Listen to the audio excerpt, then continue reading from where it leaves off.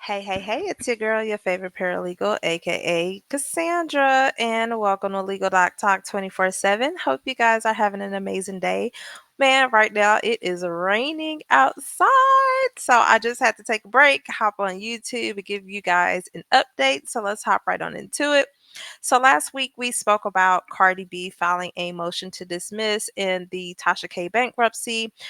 It was either to dismiss the case entirely or to have the bankruptcy from a Chapter 11 be converted into a Chapter 7.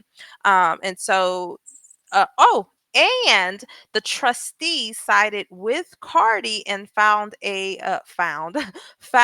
joinder motion to dismiss, or in the alternative, a motion to convert from a Chapter 11 to a Chapter 7. So, as of today, the bankruptcy court, has scheduled this motion for a hearing, and it is set for January 8th, 2025 at 2:30 p.m. And this is a big thing because they have to determine whether or not, or even consider whether or not to dismiss this case in its entirety. Um, I really don't know about which way the judge is going to lean on this because, as we read in the motion, Cardi B, her attorneys, as well as the forensic accountants, found trust in her name in overseas accounts. She lied. Her husband lied. She's making the money. The money's going to the husband's business. The husband is paying her. It's just a big mess. So, overall, the fact that you lied when you filed this frivolous petition and not disclose all of your assets, then you tried to be sneaky and pay $25,000 to get these trusts and put them overseas. Like, really, you didn't think anybody was going to find out? Nobody was going to find out? They're going to find out. Because one thing that happens, and a lot of people don't realize, and I do see it in the comments, a lot of people be like, Cardi's doing all of this, and she's not going to be able to recoup, blase, blase, blase. And that is not the case.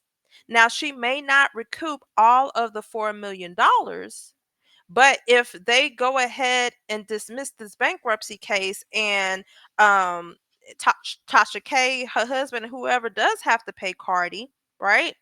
What they can do is file a writ of garnishment. I believe they have already done that, and that's the reason why we saw checks being taken from YouTube or Google. What's that called, AdSense, and then actually 1,000 and some odd dollars come out of the Chase bank account. And then she hurried up and took her name off of the Bank of America account, so no funds will come out there. But the fact that you are, hiding funds and assets, it doesn't look good at all.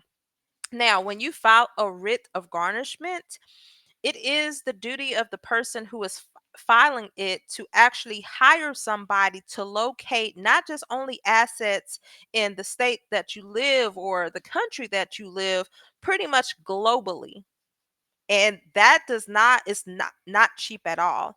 I actually had the price for a client, and they was talking about it's gonna cost $2,000-3,000 for them to even do it. And I was like, what? But what happens is they get that fund, they can recoup that back when and if the judge actually grants attorney fees to be paid to you, or and whatever fees associated with finding these assets for this individual. So it's not going to be a total loss. So if they do dismiss this whole case, then Tasha is going to be responsible. Then we are going to see a writ of garnishment. Like I said, it may not be the full amount, but they might have to take it from here, from here, from here, from here. But they already know all of these assets. So I'm pretty sure they're going to recoup from what they have. And then, because you can even freeze somebody's account, or I should say accounts. I've done it. I've actually assisted in seizing $66,000 judgment. Because as soon as we sent that garnishment paperwork to the the court sent it to the bank, they put a pause on it.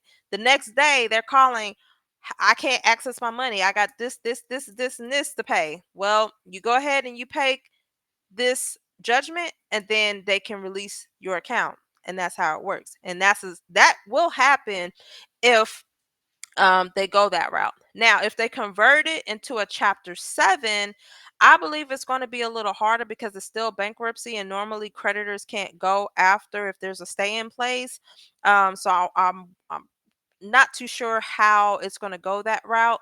I'm not in the bankruptcy department, so I don't know too much, but I do know when somebody files for bankruptcy, then it's an automatic stay that is placed on for all creditors, so nobody can collect. But those creditors are able to file paperwork in order to lift that stay and continue their collection methods. So I'm glad that Cardi, we're moving in the right direction. And like I said before, this is only a motion. I'm not a motion, I'm sorry. It's only a notice of hearing. So they're going to consider all the options for this motion to dismiss or to convert the chapter 11 to a chapter 7.